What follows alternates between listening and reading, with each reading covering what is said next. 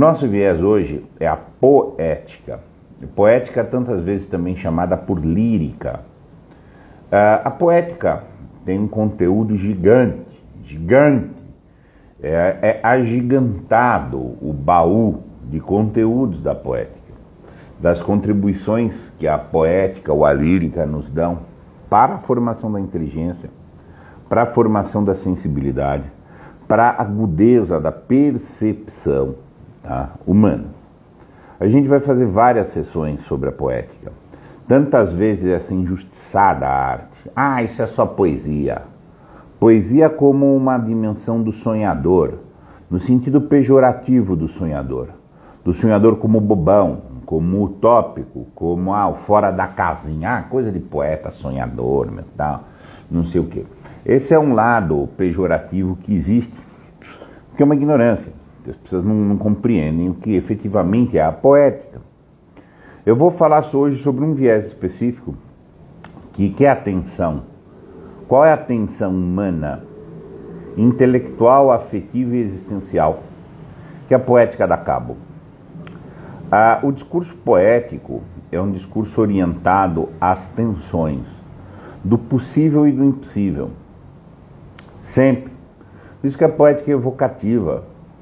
Poiesis vem de produção, de criação, de uma possibilidade de efeitos. A poética, sempre que nós lemos uma poesia, nós estamos inteligindo uma tensão entre as possibilidades e as impossibilidades. Sabe o que é? Eu plantei um pé de jabuticaba. Mas não nasceram jabuticabas, nasceram rádios de pilha. Uma ironia que nos provoca um absurdo. Eu posso, pela poética, pôr em cima disso uma estética, uma sonoridade. Essa estética pode ser sonora, essa estética pode ser visual. Ó mar salgado, quanto do teu sal são lágrimas de Portugal. Olha aqui que é uma estética visual. Você está vendo o mar.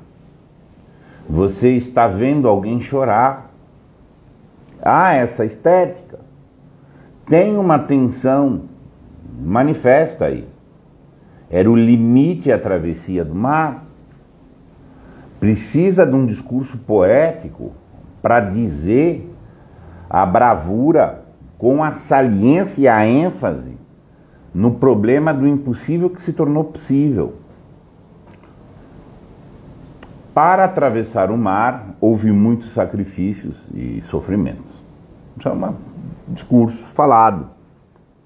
Você tem um entendimento objetivo disso, é algo absolutamente indicativo. Ó mar salgado, quanto do teu sal são lágrimas de Portugal, disse a mesma conteúdo que o indicativo disse, só que de forma lírica, de forma vivencial. O lirismo nos põe naquela vida, nos põe na vida da experimentação da tensão do possível e do impossível. É algo que sempre é um convite para expansões. Esse possível e impossível é a divisão entre a ficção e a realidade, é a extração da ficção, da parte da ficção que ela é muito real. Os mitos, as epopeias, escreviam sempre no verso poético, exatamente porque eles são um convite de experimentação dos nossos limites. Você não deve ler a Odisseia, não deve ler os Lusíadas, não deve ler poesia de um modo geral, você não deve ler o Fernando Pessoa para meramente saber de fatos, mas é para você ser instigado a uma tensão do possível e do impossível. Do possível e impossível que alguém fez, do possível e impossível que é do pensamento, do possível e impossível que é uma ideia qualquer, tem aplicabilidade, do possível e do impossível, das possibilidades e impossibilidades da vida humana. Isso é poética, isso é a lírica. No mínimo a lírica te enche de vida. Nem que ela esteja falando de impossibilidades, mas ela então te dá a zona em que você vai viver. Comentário aqui. Pessoa, este sotaque é maneiro. Obrigado. Meu sotaque, eu convivi em muitos lugares distintos. Eu falo tu, eu vivi no Rio Grande do Sul muito tempo. Então, e frequentei Portugal também. Enfim. Então, a poética, dentro desse verso que eu quero ver hoje, nos ensina a ser sensível às tensões, da possibilidade e da impossibilidade, trabalhando necessariamente com fantasia. Tem que ter muita fantasia. Antes de uma coisa ser possível, ela é fantástica. Tá? E aí o discernimento das fantasias que vão se concretizar ou não vão concretizar. Tá? Essa é uma chave de leitura muito importante. O camarada não empreende, quer empreender. O camarada não cria, quer criar. Não adianta você ficar lendo manual de como empreender e como criar. Internaliza a lírica, internaliza muita poética, evocativa ao bem, ou até melancólica. Mas você está vivendo no problema, quais são os limites? Só de você estar diante de um texto. Só um instante. Olá, voltei. Só de você estar diante de um texto de natureza poética, você está pisando nessa tensão.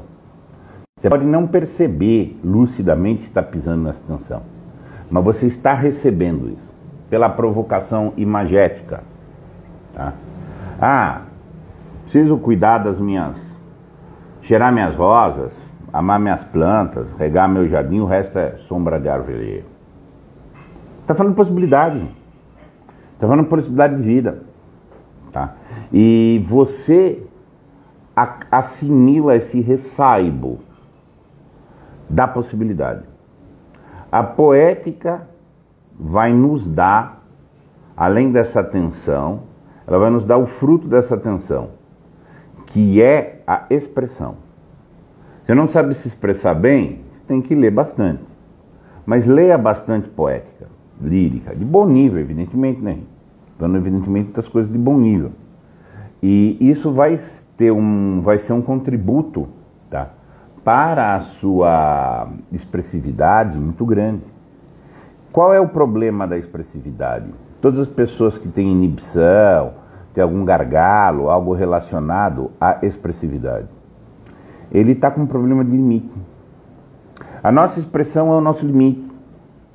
Então, quando alguém tem uma sensibilidade muito aguda com se expressar, a rigor, a grande problemática dele é mostrar os seus limites, é estabelecer os seus limites, é fixar limites. O que eu posso ou o que eu não posso?